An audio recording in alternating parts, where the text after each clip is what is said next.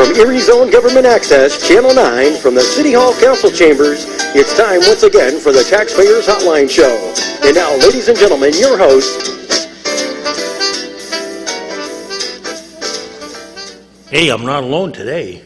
No, you got a friend today. Yes. Finally. This is Kaz Kwiatkowski, City Controller, and my good friend. I'm John Steiner with Mecca and the Perry 200. They always want to know where you come from, John. Yeah. I said you're a man of many faceted talents. Yeah, I've been involved with a lot of different things in the community, but mainly right now I'm focusing on the 4th of July activities for the Perry 200. Do we get to blow up a British ship? I don't think we're allowed to do that anymore. But I mean, if you let me fire that cannon, John, I'll show you an example of marksmanship you haven't seen since 1812. Every time I come on the show, you want to blow something up, it seems like. What is this about the Battle of Lake Erie? We got it. That's right. That's right. You know what you did? If you read history, I'm not sure what year it was. They sent down one of the ships. I think it was the 100th anniversary. They raised one of them, and they sent it over the falls. Right. Look that up. I'm sure Doc Garvey knows about that one. Well, he knows. Yeah, he knows. Can you imagine sending a ship over the falls after you raised it? Right. I don't think it would stay in too good a condition after that. But so there's been some interesting things going on since the last time we talked. Hey, hang on,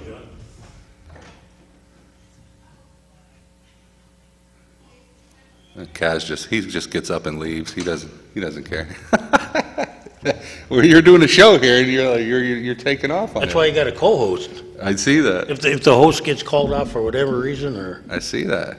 Well, I just wanted to say before anybody calls, congratulations on the primary. You're going to be moving on to the general election. I believe it was you, Curtis, Dave Brennan, and Mr. Winarski. and John Evans as right. well, as on the Republican ticket.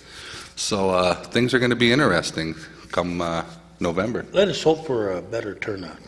Yeah, I mean, with an off election year, it's it's usually in the 20 to 30% range. There were some surprises during this last primary. There were some. We have the Lisa Austin situation as well. She's challenging as the recount. Is that what she's? It seems like I believe she is.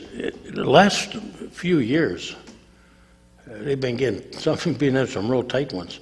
Right. In fact, a good friend of mine, actually, my brother-in-law's brother, he's involved in that 73 vote out in Venango Township. Right. I'd like to flip a coin for your outcome. I really believe there's got to be a better way of doing that than. Can you imagine the heart? I mean, congratulations, you've won the election. All your friends, your family, and supporters are excited for you. You're excited because all the hard work you've done, and then to later find out that it's possible that you really didn't win. I mean, that would not be good. I'd rather not win. Know that I didn't win initially than think you won. Get told that it's, even though it's unofficial. Yeah. But I remember my first election. That's what happened to me. It was less than 30 votes. Really? It was a big race with a lot of candidates. Go ahead, caller. You're talking about the recount of the election for the county council job? Yeah, we're talking about like in general. There's a. Well, the whole thing there wouldn't be a problem if there was a paper ballot to back up on that electronic thing. And there is no paper for those machines anymore. There's just a cartridge, and you just copy the numbers down and transpose them to another sheet and add them up. Yeah. So, I do not like a cartridge type. I like the old machines where you have a paper trail. I've never seen the backup with that. There is no backup. Just strictly numbers. Just numbers off the cartridge. Yeah, we'll have to get maybe Doug Smith on here sometime to talk about that. I remember the old system, the big discrepancy was you couldn't read half the numbers. That's true. The stamping machine was getting bad, so, you always knew, you might be able to win a challenge. Like the new stuff doesn't sound like you can win much of a challenge. I remember the older system than that, where you threw a bunch of bones in a circle and then counted them. Hey, did you guys come in the front door this morning down there? No, I never come in the front door. You don't. You go in the back door. Yeah, sometimes I do at lunchtime. Why? What's up? We got to come in the front door because it says no weapons allowed. Yes, you know what? I brought that up with the authorities in the back room. I said you ought to look at that because you got to, on the one side you got, and on the other side you don't. And they said they'd look into it, but we'll find out. Well, if I come down, I have a right to carry permit. So if I can come in the front door, why shouldn't I be able to come in the front door? If they say no, I'll come in the back door. What the hell is going on down there? Yeah, to me it does leave an opening. No, there's no sense at all. I asked the mayor, especially if you're an out-of-towner and you're not familiar with the protocol, Yeah, I asked the mayor on the Corsic show, and he wasn't even aware of it. Oh, it's possible because some of us don't use all the doors. I mean, that's, but I mean, I was made aware of it when not only you, but that one gentleman brought it up to council that, Buildings or whatever. Yeah, that should be taken care of one way or the other because eventually, they will probably end up having to put security at the front door. I mean, hopefully that it never comes to that. We were going to do that years ago. Yeah, there was talk. All the time. But, I always use I remember I asked the question, John, think of this one. If you're an out-of-towner, right? Yeah. And you're not familiar with the school zones in Erie, it's the same theory with the back door here. Well, that's true over there, but... Can you give a guy a ticket for going at a normal rate of speed because because there's no sign warning him on a side street, right? True. It's the same thing here. If you truly are, you're looking for information to find out that you do have one. In the meantime, something happens to you, Well, there's an archaic law too that you're not allowed to have a gun within 1,000 yards of a school. Well, school law is different, John. No, this is their law. Yeah, school law has a special set of laws which are enforceable. You get, like if you have drugs, you get a double penalty. Gunplay is definitely use of a gun. Not going to happen on school property. That's been codified and changed even when I was on the school board. What about the one where you have to be within 1,000 yards of a school? You can't have a gun. That could be the case. The way school law reads now, like but it's not enforceable because if you're driving by and you have a gun in your car. Well, I mean, if you're walking on school here's what I will tell you. This I can tell you for sure. There's no debate on this, 1,000 feet or not. If you're walking or doing an illegal act on school property, which is defined as the whole block that the school sits on, or the portions thereof, which most schools do. This is why students that are smoking, they cannot smoke, nor can a teacher legally, or any employee or a parent, even smoke on school grounds. So they go out in the middle of the street and they can smoke. Right, because they have to leave the curb. So the gun rule and all that still applies on the what I call the contiguous property, and you don't want to, because we've had kids that were out in the parking lot, claimed they were out in the parking lot, didn't matter, the parking lot's on school property. Well, when I went to school, you were the school property until you walked in your home. That's called loco parentis, that still exists.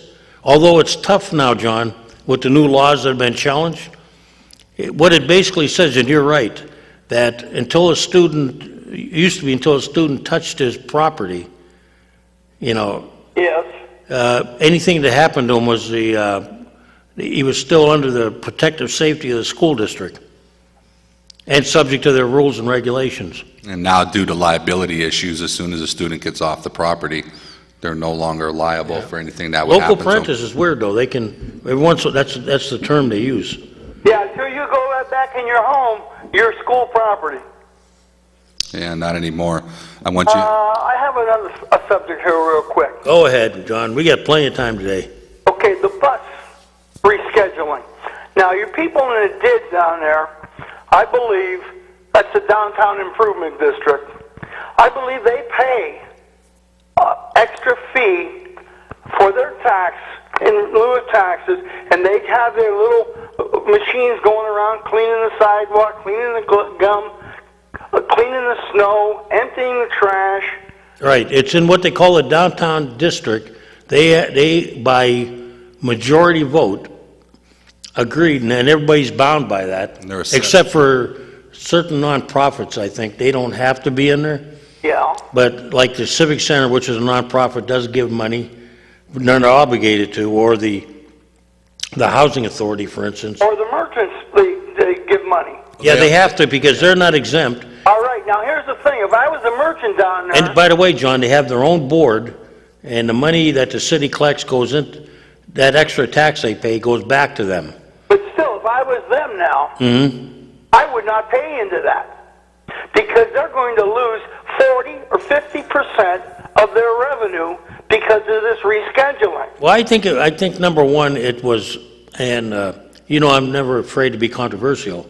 I think it was a bad decision, you know, for them to say that now you're here and they studied it for 2 years. I don't buy Also, that. you can't find out really who's pushing it. I think the mayor's pushing it. He wants the derelicts and the bums off the state. Well, that's not going to stop the derelicts, because I'll tell you what's going to happen. Derelicts are... Going to sleep in doorways. Where do the panhandlers hang out now outside the city of Erie? By the stores. By the Mill Creek Mall. Why do they do that? Right. I've seen a guy... Money is where money goes where money is, right? Yeah, and what's... Well, I've seen a guy here for the last 3-4 days. He's looking money for so he can go traveling out of town. Oh, yeah. And what happens when you get off on people that come down that need a transfer? What happens? You have to get off on Peach, and then you have to walk over to... I have no idea. This is a poor conceived plan, John. And then what happens when you have all these kids that are riding the school bus that need to get a transfer? That's true. So they're going to be walking. They're not walking on the sidewalk. Nobody walks on the sidewalk anymore. They're going to be walking in the middle of 7th Street, 8th Street, right outside of here, City Hall. There's going to be packs and packs of kids walking in the middle of the street. Eventually, someone's going to get hit, or there's going to be problems. And I mean, John, I think you hit it right on the head. The main reason why they've decided to move the bus routes off state is to keep the bums and the derelicts out of here. I'm contacting... Well, the other one I heard was so that the festivals can be, you know, clean use, and, you know, all the motorcycle festivals Correct. and the car festivals. Well, yeah, but think of it downtown Erie. Well, you know, here's the problem. I'll let you hang, John. Yeah. I just think that not having you know, I'm getting calls from the people of needs now. You know, the people with restricted eye vision. Right. You know, look, for them to, without even having a public hearing, Yeah. for years, we have had buses come down State Street. If you go to any major city, they usually come down to Main Street.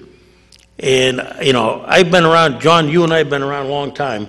We've seen the studies that said widen State Street, slow down State Street, reopen State Street, congest State Street, now free up State Street, close 12th Street, widen 12th Street, now restrict 12th Street. We go back and forth, and you know what? The public is never involved in, well, we're supposed to say, well, wise people did this. Well, you know what? If they want to come on the show and talk to the people, because I profess, you know, I knew someone was up when they took the all the things off of State Street, I mean, the rest stops near Perry Square, but this is a poor thought-out plan. The whole main premise of the bump outs was to congest traffic, correct? Right, so people would stop. Right, so people would stop. And Now you then want to clean it up again. Now they can't have buses on it, the main transportation route, because it's too congested. Well, I do know one thing. I'm going to be contacting Pat Harkins. I'm going to contact Mr. Kelly, Congressman Kelly, because they get federal money and they get state money to buy new equipment. And I think they should have had a public hearing, and they should have had input for those who use the bus service. I'm going to count the number of panhandlers and what they call vagrant people. It's not going to change. All they're going to do is walk the half a block up. How many do you see on the Bayliner? What? That shuttle bus. Oh, the trolleys? Yeah. Not many. None. Well, what you get there is you get your federal grant money. So There it is. that Federal grant money and if we save money to buy new buses too. And if we don't use the money, somebody else will use it, so we might as well employ the bus drivers to drive those around. Well, I don't think those bus drivers are going to be very happy with this anyway. French Street and Peach Street are mighty narrow. And wait till they have a show behind the Warner, until they fix the Warner entirely. You'll have, what do you call it, loading vehicles. Like, sure. And then not only that, try making, some of the turns, like did I hear they're going to do it at 4th Street? Yeah. That should be a tight turn with a bus. Yes, you go right on the corner down there, either way, French or Peach, it's going to be murder. Yeah, and I was downtown there the other day. I had to go down to the hospital when Cathedral Prep was graduating. yeah. And all the side streets on there were loaded with cars and everyone coming down for the commencement. Here's And Peach Street and French Street, there was containers that you take home food and blowing all over. The baskets were full to the brim. Well, here's the thing, John. You know, except when there's events going on at the Civic Center and other places, do you really want your grandmother dropped off I don't think on French Street in the middle of the night, maybe, or? I don't think. What are the people going to do down at the convention center, and there's no buses running up State Street?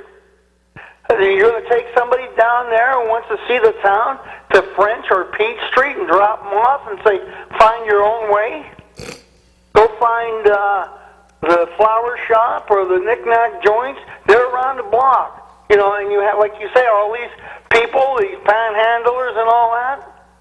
So They're coming back. They're going to be where they can get the money, and that's not going to be on French or Peach. And it's just going to hurt the smaller in businesses. Pittsburgh, you could buy an all-day pass for their metro. Yeah, it was interesting that one of our merchants, I don't want to tell her name, but she wasn't too happy. I don't think this had a lot of foresight.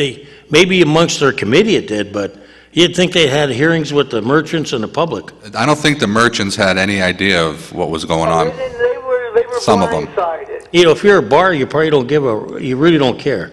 But if you're somebody like Lori Eaton with the flower shop, and you need, you know, you're not depending on people that are young, able to walk a couple blocks to drink and stuff, and, you know, you're depending on foot traffic. I mean, you know, I thought the whole plan, like John said, with the bump outs was to slow everybody down so they'd look at the stores and get out and try them. Yeah. Sounds like we want to kick them off now, move them again. Well, I mean, they're having trouble. When I was downtown the other day, I tried to walk across North Park Road there, right out in front of Bistros. I couldn't get through. Well, you can't, the plows are having trouble getting in and out of there. The buses are having trouble getting in and out of there. And so, I mean, and the thing is we can't take them out. If we take those bump outs out again, we have to pay all the money back. Yep. To this. After for so many years, probably. No, I mean, they're here for good. So, I thought Kaz was having a wiener roast the other day up on his hill. with the Mercyhurst kids, big party at Kaz's? No, there was a fire down the street from his house. Oh, yeah, they were. The guys did a nice job, though. Did they? Yeah, they did. They cleaned it up real quick, and Yeah, it's super. You know, I've had very good experiences. yeah, with them. Captain Now, Richie, one more thing that Captain I'll get Richie off Green of. led that troop. He did a nice job. Yeah, what's the city going to do for mechanics now? Well, I think the applications will be ready. You know anybody that needs a job? Kaz has a wrench. Yeah, I could be a supervisor again and run the parts department right.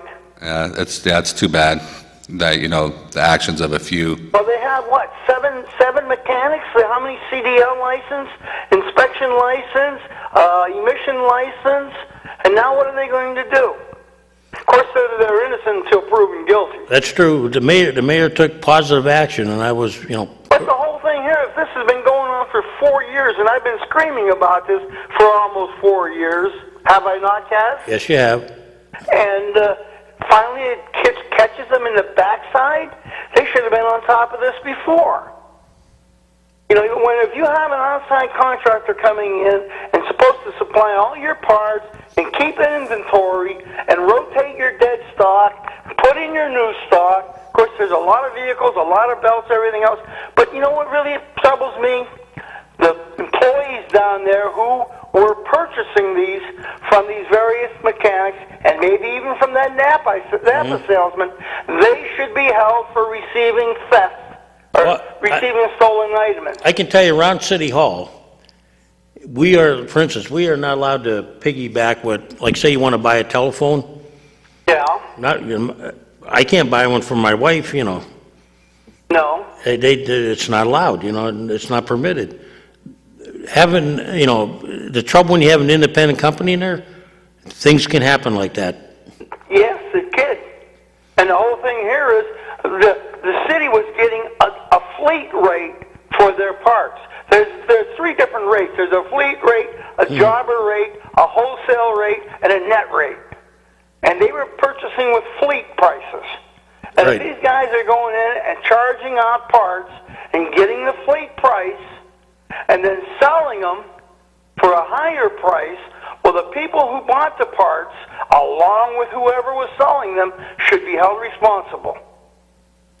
And who knows, time will tell. Yep. Well, they are being charged. I think, isn't the mayor having, is it today there's a press conference? I see the news was down there this morning when I was down that way. I think they were terminated today. Oh, really? Yeah, we just saw some reporters were just walking through. Huh? All of them were terminated? I believe they were, yes. What about the two with the misdemeanors? They were too. They were? I'm pretty sure. If you want to call me at the office, I think there was a press release that came out, and I believe it's out there already. You know who I'm thinking about? Yes. And I won't make any comment on the air. Oh, you can call me off the air, and I'll tell you for sure. Alrighty, we'll let somebody else get in. People yell about your buses, yell about the downtown kids. They need the money. They need the support. Well, hear this. I'm going to go have some wine and cheese and calm down. Okay. Yeah, you know, I don't know, this whole thing with buses, there was a lot of thinking that didn't go into it to me. Yeah, it was just ill-conceived, and I mean, go ahead, we can talk. Go ahead, caller. Yeah, Kaz, just a reminder, our meeting is tonight. Oh, that's tonight. 7 o'clock. Okay, what do you think? Be calm tonight? Well, the people up on Parade Street that are complaining, Parade Boulevard, about the kids, that was in Kevin Cuneo's column, they should be the ones that are coming to the meeting. Oh, what was, I missed that column. Was it just a little while ago? They're complaining because the kids left a lot of debris. Oh, yeah, I heard Mercier's had to hire a company come in and clean the condos out. Really? Oh, I believe it. It was a joke. It was like a hazmat unit. It wasn't that bad, but this company had bid on it. Well, the houses, when the kids move out, the dumpsters go in the driveway. Yep. Well, look at all, you know, this is the argument we've had that when the kids leave, it's a week after or 2 weeks after the cleanup, and the stuff is left all over the sidewalks. Yeah, there was a couple couches up in the 500 block on 38th in the rain, and it said free. And there was, when we went by the second time, one couch was gone, and there was still one couch there. Yeah, you want a couch that's been rained on? Not me, but. But those dumpsters, it looks like half the house is in the dumpster. Oh, I would believe that. You know what? There's some kids already coming in for the next year. Yeah, they're already coming in. I've got new neighbors, so it never ends for some of us. But the people on Parade Boulevard, I don't see too many of them, if any, at the meetings. And if they're complaining, then they should be at the meeting, because it's not going to get any better. It's going to get worse. No, actually, they need to speak out because it's. Well, they said there was too much debris. There was a lot of noise. There was parking problems. There was loud parties. Well, then come to the meeting. Yeah, because they got to come to the council meeting too. Because it's not, like I said, it's not going to get any better. Nope. Until they start policing themselves up there, like Gannon does. Their security can do nothing. Yeah, so this problem's going to go on forever until they start stepping up and sending their patrols into the community like Gannon does. Period. We're going to be talking about this for forever. Right. It's going to be there's a new set of students that come in every year, and we're going to have the same. How long have we been talking about? Somebody told me the president of Gannon actually rides around security. He rides around with their security and with the Gannon security and our police. And he's embarrassed sometimes. You know, maybe. A car You know, we need the president of Mercyhurst to drive around. That's beneath him. He would never do that. He's got to see what we put up with on a regular night. In fact, I know a couple of people that'll set out some hot dogs and beer, or whatever Right. you know, whatever they like. And Right. the press and media can sit there and watch this. They need to get their security to drive around the community similar to what Gannon does. That's not going to happen. Well, well, you guys should push it to happen. And the sisters, the nuns, the Sisters of Mercy, they should get out of their convent and take a little stroll through the area and see what those kids are doing. Oh, it's terrible, the area. It's It would be a good awakening for them. some of the houses on the backside, you see the gutters falling. Those were nice houses at one time. It's like a cancer in the neighborhood when you get a house like that. I see there's one gentleman selling his house that I was always amazed. It was such a nice house. But he's probably had enough by now. Oh, yeah. You can only take so much. Well, you gotta, the fear is that if you don't want to be the last one sitting there. Oh, yeah, because you'll never get rid of the house. Yeah, not what you want. So we'll see tonight who's gonna come and what they're gonna. Yeah, I quit yelling at Mercyhurst because they're not going to listen to me. Why can't their security police off the campus? Well, first of all, they'd have to want to do it, and I don't think they do. Well, Then they'd have to apply to the in that judge. area, then. Then they'd have to apply to the judge because they have to set up an agreement with the Erie Police, like Gannon did. Right. And there's rules of conduct that the chief sets out, just like any bona fide. I think Erie Insurance has a bona fide police force, and maybe even Hammett. Yeah. You know, because you're giving them arresting powers. Right. But you have to, tell them what their territory is, and Well, Mercyhurst Security they have no arrest powers, and they do not carry a gun. And I don't think any of them do, right? Gannon does.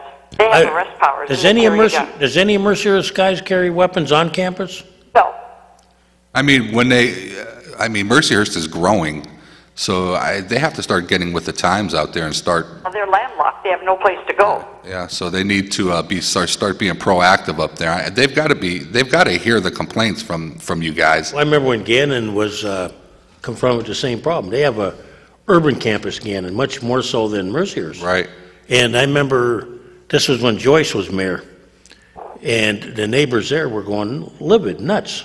And I remember Gannon, what they did was they stepped in wherever they could, limited the parties to so many kids. Right. And Solve their problems. You don't hear anything about Gannon. no, they have minor problems, but they take care of it. Perfect. And that president, when he's driving in a car and he sees something, he'll get out of his car. Well, they take a proactive approach. What are you guys doing here? Or get out of here. You're not supposed to be here. Go where you belong. And consider, the neighborhood where Gannon is located on the Lower West Side, just the trouble that's down there in the first place, combining that with the college kids, and you don't hear any of the complaints like you do about the people from the Mercyhurst area. People are complaining, but Mercyhurst isn't listening. They're ignoring it. Right. Gannon tries to take a proactive approach by putting their patrol people in the neighborhood to patrol their kids. They know who these people are. They see these kids on campus. So where Mercyhurst, for some reason, won't do it. So, that's, if I were you guys, that would be my approach. Especially the athletes. You got control over the athletes. You say, you know what? It's conduct unbecoming. But you know what? They're not going to get rid of I said this before, they're not going to get rid of a star athlete. Although you watch what Notre Dame did, they got rid of their starting quarterback. Yeah, didn't they go to jail? Who? You know that star athlete? For Notre Dame? No. For Mercyhurst in the Red House.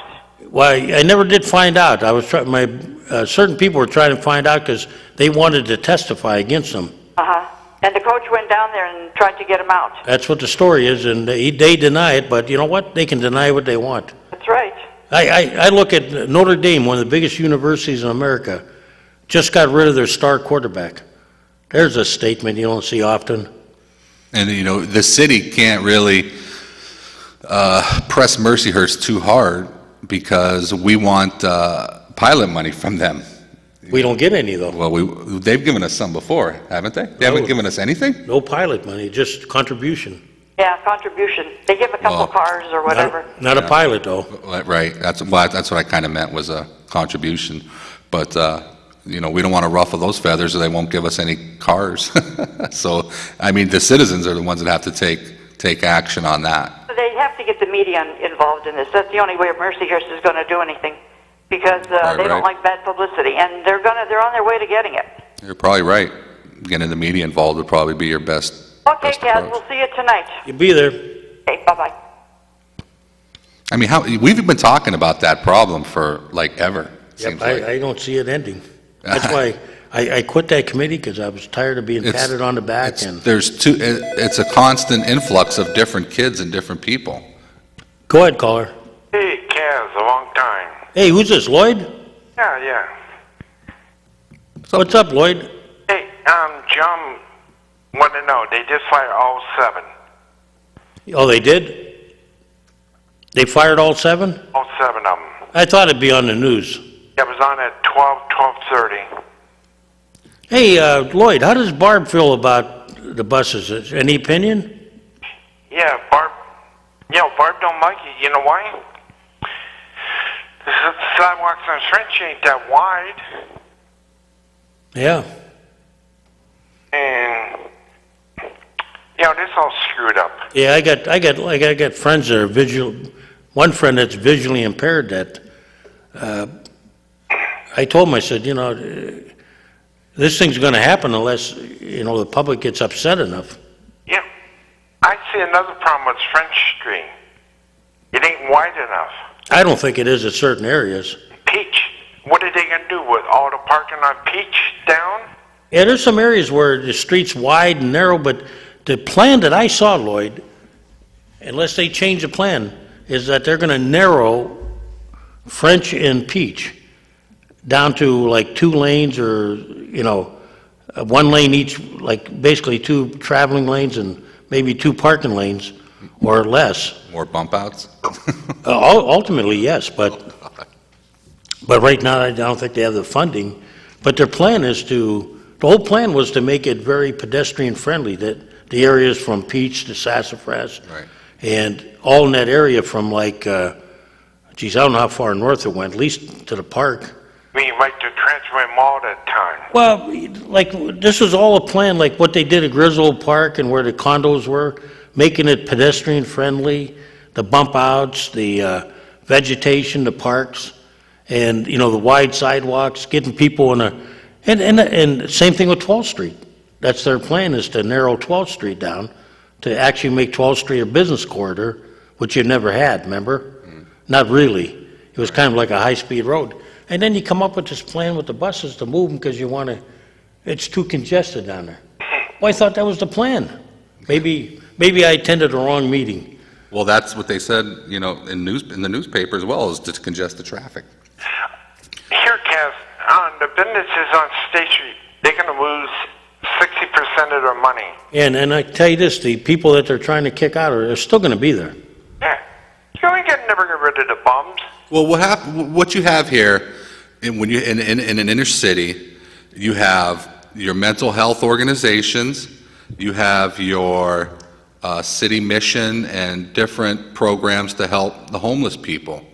And when you have those located in your downtown area, those are the type of people that you're going to attract. So, I mean, it's a catch-22. You want to help these people on one hand, but on the other hand, a lot of people don't want to deal with that. And I think that's one of the problems with the condos up there by Griswold. I think they're a great idea. I think we need inner city living, but you have the mental health people and the homeless people hanging out in the park, and you have the mental health hangout place on 14th, I think, or 1 block away on Peach. So you've got, and then the city mission is, right down the street. So you've got too many homeless people, and you've got too many people with mental health illness in an area that you're trying to develop to bring people with disposable income back into your city to jumpstart the economy. So it's a catch-22. And if you're coming down Peach Street on a bus, there's let's say, once you get down past 12th, there's 3 lanes.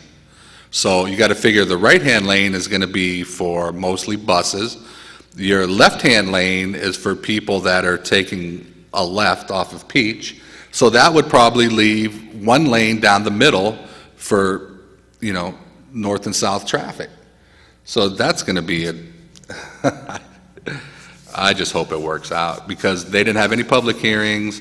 Nobody had. Between 10th and 11th, you park on both sides, going down Peach. Then from 10th to 9th Street, park on both sides. Yep. Right. Yep. Yeah, coming even up by the YMCA. Well, actually, I think it starts from 11th Street down by the, you come by the YMCA. I think there's both sides parking there too. You might see them eliminate parking now. They may have to. Then you have to go park in the ramps. Then we need more parking ramps. And that'll be the next thing. Oh, Cass, it's all screwed up. Yeah, that's what happens, Lloyd, when, what they say, smart people make decisions for the rest of us. Remember when the Trenchway Mall, they said, that can be the good idea that time? Yeah. It was a wrong idea. Well, I've been through 4 transformations of Peach Street in my short lifetime. And I don't think I'll see a 5th one, but you never know. Give them time, they might have a 5th one. See, I'm 57 now, Cass. Yeah. You've probably seen at least 3, Lloyd. Yeah. Yeah. I just hope that, usually people aren't too happy about change, and that's a major change with the bus routes and stuff. I just hope that, in hindsight, this all works out if they decide to go through with it. But I see another problem. What if you get a driver behind you don't like the idea? Road rage going to happen. The fights. Or you think I'm wrong? Nah, you never know. It'll be interesting what happens when, like I said, the convention center has an event going on at the Warner, and until they, revamp the Warner like they're supposed to, and you have all kinds of semis parked back there, that'll be interesting when the buses are coming down too. I have a question for you, Kaz. Let's say if there's school students on a city bus, you know how this. Yeah. Now, if they come down to drop off kids. No, but somebody else call. Okay. Oh, okay. Okay. If they drop off, does this, how a regular school bus, does everybody have to stop behind them? Yeah. So even the city buses that would come downtown and to let school kids off, the traffic would all have to stop? If they're disembarking them, I think, yeah. Although, let's see, the ones, how do they work? You never see them do the. I don't think they do. The school buses usually don't disengage kids downtown. Yeah, they don't have the stop things. But you might see that on Sassafras with Cathedral Center. Yeah. Unless they load them on the side. Right. I just hope it works out, because it looks like it's a done deal. If you had a public hearing, people would lose their minds. All you would hear is no, no, no, no, no, no, no. Yeah. And I don't. But you could try as a test run, but this is no test run. This is. This is a done deal. Yeah. It is, and it. Well, I just hope it works out for whatever reason they decided to do that. I think it hurts a lot of people. I'm trying to figure who it benefits and why they would do it. And It's just amazing when you think of the genesis of State Street. You go back to the old days, it was the main street. And it was crowded. So they kept working on ways to move traffic, as best they could, right? Yeah. So they come up with the Transitway Mall, Right. which will eliminate traffic except for buses, which they deemed were very important to the business core. So you closed off State Street, only to discover that the lack of cars on there were a reason why most of the businesses went to the mall. And they will tell you that. So now we flash forward, now we got another genesis. Now we're going to reopen State Street, which we did after the mall, right? And we wanted to move traffic again. Then we decide now that we want to Constrict it. Yeah, but we want to constrict it because people will stop and shop. Right. Except for cars. We don't want, except for buses. We Right. don't want buses on there, Right. right? Right. So now we kicked the buses off, which many years ago was the key element of the reason why we shut the street down the first time. Right. So now we want to once again, now kick buses off state, so we can't make up our mind, you know. You know, it's too bad that Parade Street is such a disaster, because, I mean, we could do the bus thing over, but that's kind of far from State Street. Actually, what should happen, and it hasn't happened in years, when I was a young man, French Street actually had somewhat of a business core. Not many. It never was what State Street was. And Peach Street had somewhat of a business core. I mean, when you come down Peach from 18th down, there's no businesses that, you know, that people... But there used to be a lot of them there when Carlisle's was open. Right. And you had the stores along from 9th to 10th. Like many of the shoe stores and lady stores, but you have the Quick Stop. Gannon took over a lot of that, and so did the banks. You have the Quick Stop on 8th and Sass. Yeah. I mean, that's the only, like, convenience store. You don't have any... This would make sense, John, like in the old days when we had Sears and Trask fronting onto Peach Street. Right. Or you had Boston Store with a Peach Street exit. Did Woolworths go over that far, too? No, it was on the side street. Right. It had a State Street and a side street Right, exit. it was at a 9th But Grant's had a Peach Street exit. Right. You know, it had a Peach Street, you know. In the old days, French never was like a major street. Right. It had some business, but Peach Street actually did have a business core along where even along where the hotel is now. You had some stores, and so that could have been, in the old days, not a bad idea. Well, maybe I'm trying, you know, I'm thinking about going up French. Maybe up on 12th Street now, you know, that little plaza that's right across from Wendy's. Maybe that's, you know, maybe they'll get some businesses in there and some. Maybe, you never know. I hope everything works out, because it was kind of, I mean, if they've been thinking about this for 2 years and nobody's heard about it, that are the people that pay the taxes for the downtown improvement district. We should have known something was up, though, when they took out the bus stops at Perry Square. That was kind of a signal some was not.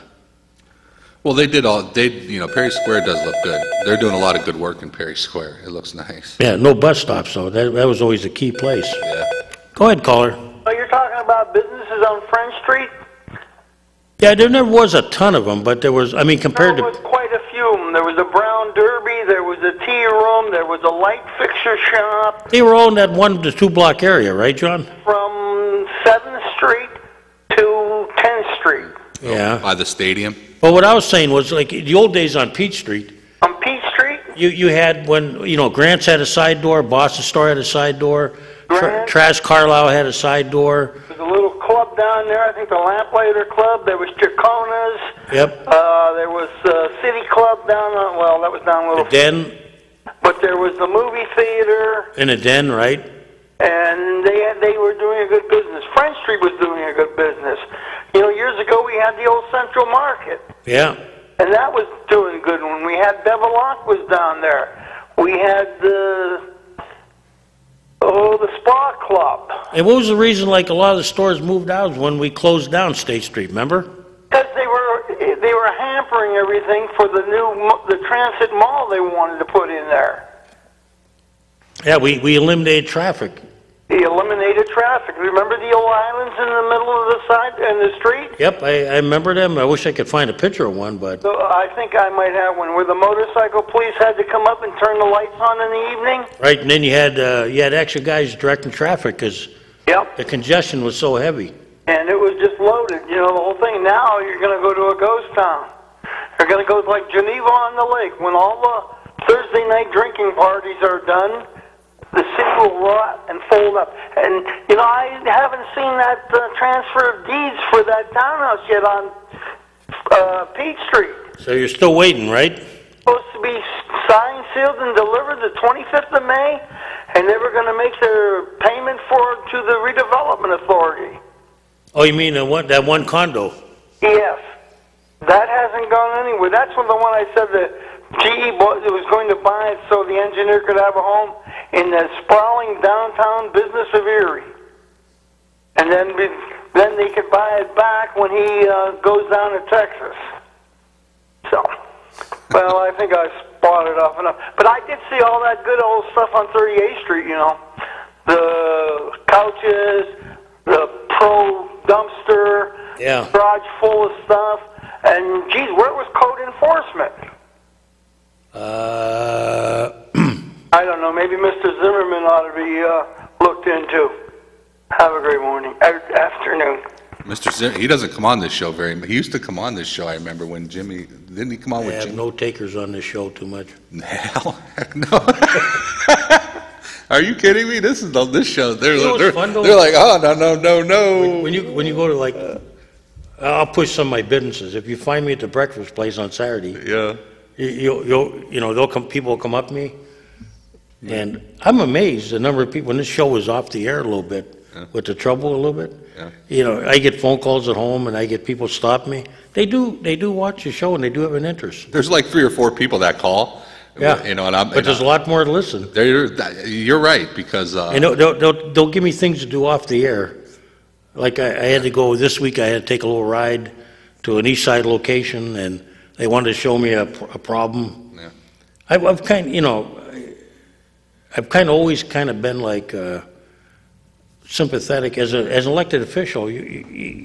Nobody knows what your job really is, so you got to help them where you think you can. Even if it's not your job description. Well, people, just something simple like helping them, get some shrubs off, that the city left behind, or just basic stuff. They forgot to get the garbage or something happened. Sometimes you can't, but you got to try though. Or they didn't plow your street. I mean, it's just basic little things like that people expect from their government leaders.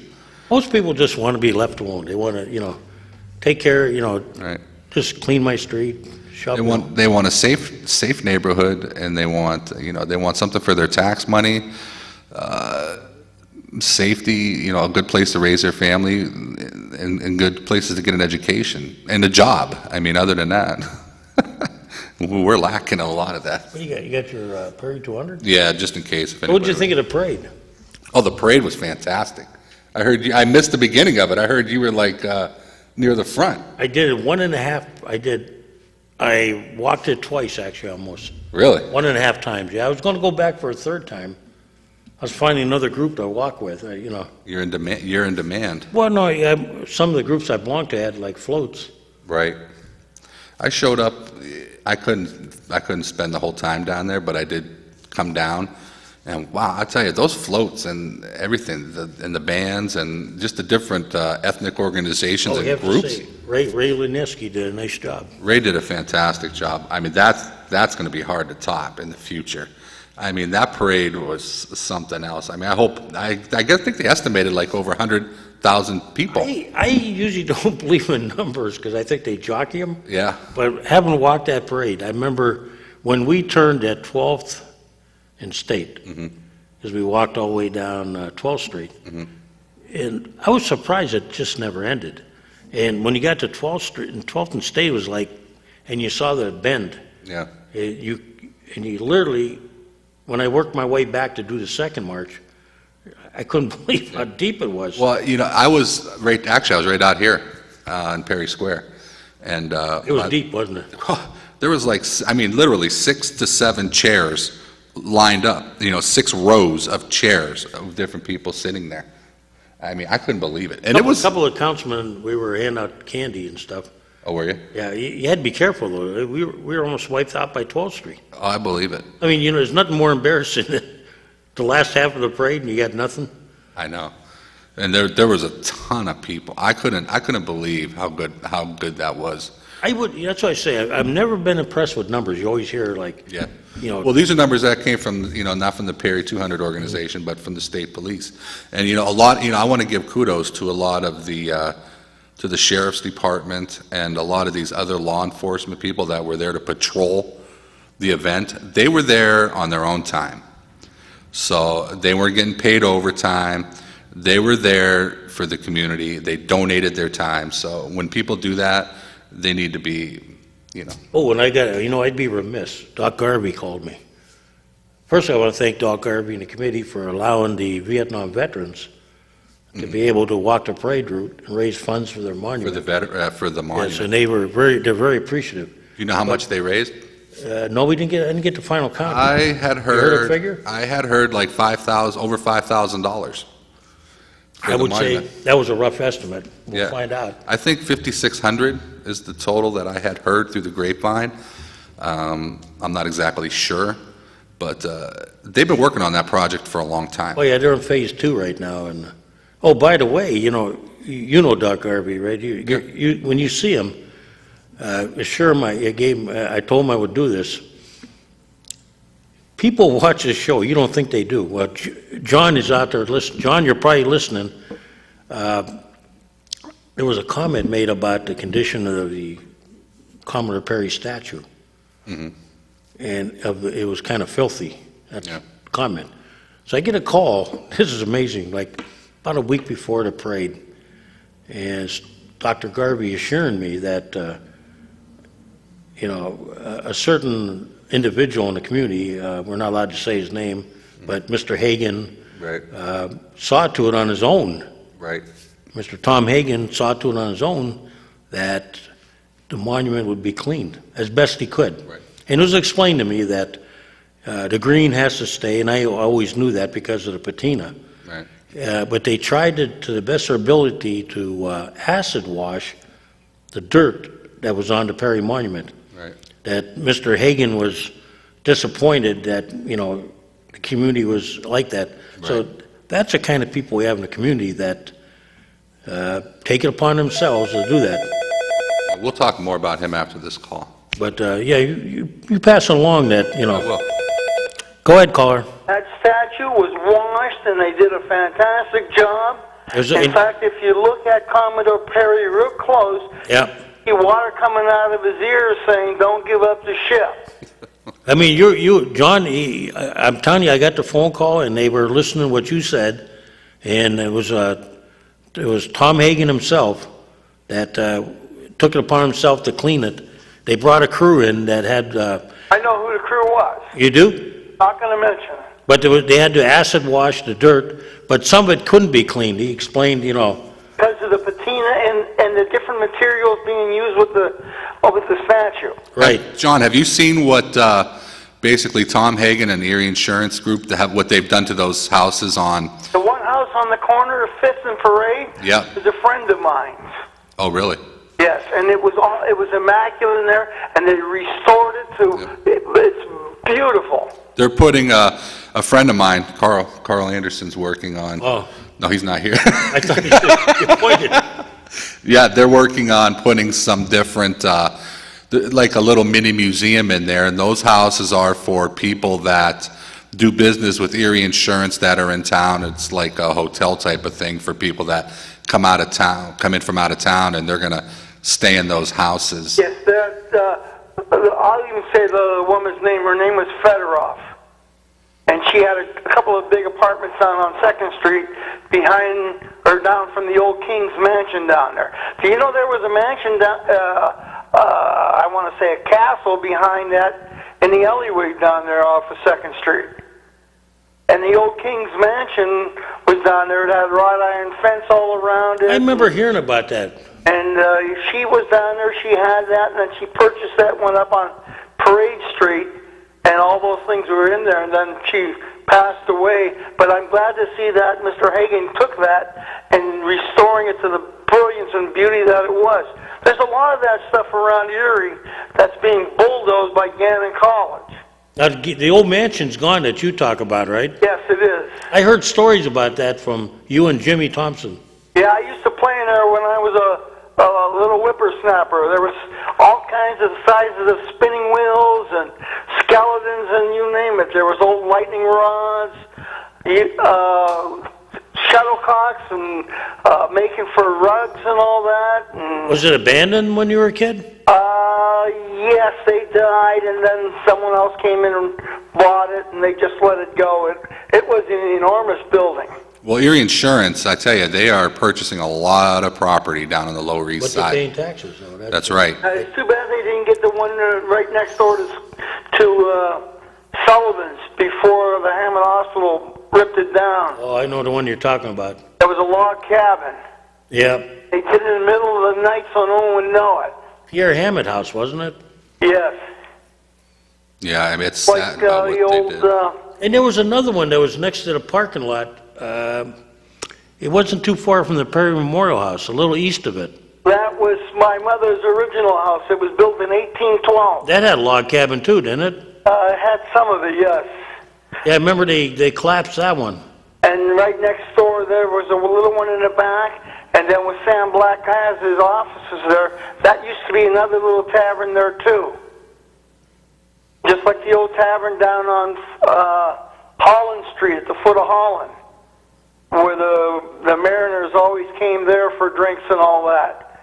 And that is gone now too. All you see is a bunch of flowers. A lot of history went down the tubes. Yeah, but at least to some degree... It's a whole new world down there. I took a ride down through there, and I could not believe how much it's changed. I heard that, like, Erie wants to keep the armory a little bit too, maybe. I think they will, and I think they're going to restore that. You know, Erie had one of the last hard hat divers in the country back in, the late 60s. His name was Rumble. He used to work with Joe Dybel. Had you ever heard his name? Yeah. So we used to give that man a lot of fits when I was young. And his son, Ray Rumble, just died here a while back. And he was a diver, too. So, but there's a lot of history. So, well, you know, have a nice evening. You too, John. Well, John, that neighborhood actually has been making, it's ethnically diverse now, whereas it was different back when John lived there. But that neighborhood really went down, and then groups, the Bayfront Task Force, and Sue Moyer and Del Birch, and a lot of those people started putting in the single-payer family households down there, which brought back a lot of good things to that neighborhood. But that combined with Erie Insurance. And Hammett someday will move over there too. Right. Well, Hammett, yeah, they're over to, they're starting to purchase some property between German and Holland themselves. And when they did the lower Parade Street, below 6th Street, they, changed the road down there and everything. Oh, where they put, oh, you mean the bricks? I drive down there a lot because, I have family down there, and where they put the bricks across the street, it might have looked good at first, but now driving over those, it's not smooth, and it's like hitting a brick because you're literally. But I think the plan was nice to slow down. Yeah, it looks nice. I think that's where the original bump outs were, weren't they? Yeah. And then they had those black things where you could tie your horse up to them. They never would prove it to me, but I think the plan was to kind of make that a gated community almost. Not in that aspect like that, but I think they envisioned Hammett and Erie Insurance building like a campus out there, that you would eventually see that whole area be kind of... Well, Kaz, I grew up basically right next door to the Russian church on Front Street. So I watched that, that area go from grain elevators and a dirt road and Penelec Power Company to what we have down there today. So there is growth that's going on in this community. It's just, we need to bring people back into the city that have money. That's the real problem with the city's tax base is, besides the tax exempts, is we gotta bring back, we gotta grow the economy and the base. More people coming in, and more businesses like Erie Insurance, or even Hammett, who gives us 50%, who's trying to pay somewhat of their fair share. But that's why I have nothing against when people, when we give tax breaks to companies like Smith's Provision or Erie Insurance, and they hire more people and they pay taxes. I have a question for you. I have no problem. Could you, we have to handle this at a state level. Let's say, could we base a company's tax rate on the average wage that they pay somebody? Let's say if we wanted to create like a high-tech corridor, and if the average rate of pay is $25 an hour, then their tax rate would be a little bit lower than everybody else. Could you do something like, or would that have to come through the state? The state, all taxation like that, all those laws about, basically the taxes in the Commonwealth, the real estate, the income taxes, all that, that's all state-based. Right. That's why, communities can't do much. Right. That's why you have your classes of cities too, like a second-class city, like Pittsburgh, or a first-class city like Philly can do certain things. Right. We can't, you know. Right. That's like we can't charge a room tax in the city. Right. And they're building more motels too. Right. So- But the county can do it, but not the city. But in Pittsburgh or Philly, it's the opposite is true. Or in Scranton, which is a 2A city. Right. Well, we're getting ready to get off the air, but Yeah. I'm surprised because you guys have had problems with the government channel that I heard this week. So yeah, they're taking steps to improve it, but it shows you how many people watch the show. They were complaining. well, there's more people that watch the show than the 5 or 6 people that call here. Yeah, Nobody- I'll guarantee you that. The right issue will bring them out, you know, but Right. Well, you knew you didn't have a show last week, so That's true. people had 2 weeks of issues, and there we was had a some. very busy Memorial Day. Yeah, there was some hot button issues. Put a lot of flags up and went to a lot of services.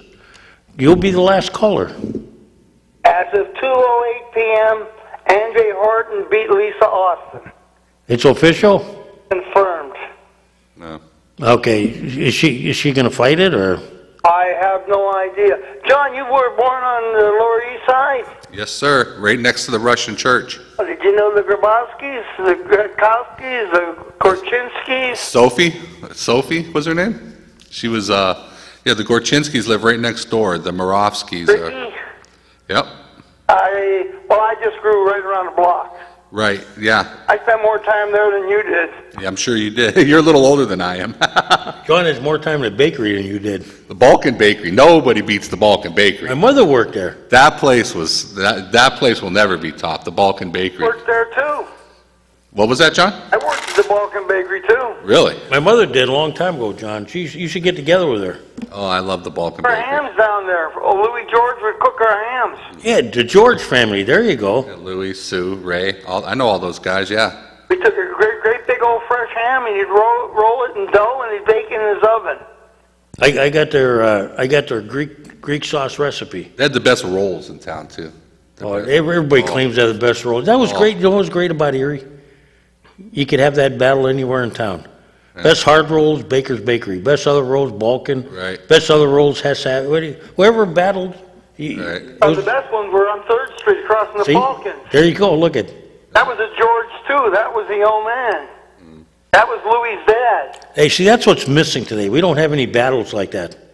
Well, there was a father and son battle. That's why he opened Balkan Bakery up. But I mean, that's a great time when we could battle who had the best bread and who had the best rolls. You know, the best battle I saw this morning was I got to get a hold of Nick Scott and have him do something with that light out of that old smokestack. Oh, what's the matter? It needs a paint job. Oh, It needs more than that.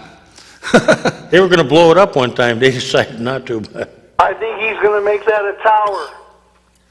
He's going to lean it a little bit. I brought up a suggestion with There the you go. smokestack What's that? regarding the Perry 200, but it didn't fly. What were they going to do? I don't even want to talk about it. It didn't fly. Not blow it up, was it? The No. trouble is you got to No. have something behind your suggestions, and if you don't have state and federal help, it makes it really tough because people don't want to contribute. Yeah, and it was just the money that it would cost to. The suggestion that I had was just Maybe just we not. can get Ray to shake some loose. Yeah, well, Great afternoon. thanks for calling. Okay. And with that, hey, I think we're done. the meeting tonight at the Lamb of God, 7 o'clock. Once again, thank Mr. Hagan and Doc Garvey for cleaning up the monument. That was Yeah, I think you had an article in the newspaper yesterday. So About that? I think so, or was it? It was in the call or the Citizens to be Heard. You know what I'm talking about. But yeah, they commented on it. So he's done a lot for this community, and this community is lucky to have somebody like him and Erie Insurance as well. and you never heard about it unless I would have said it. You never hear about them shipping jobs or losing jobs or threatening to leave town. And he didn't solicit his name being mentioned. Matter of fact, Tom Hagen is one of the people that kept Erie Insurance because they were talking about moving. And we'll talk about that on the next show if you want. Okay. So, thanks for having me.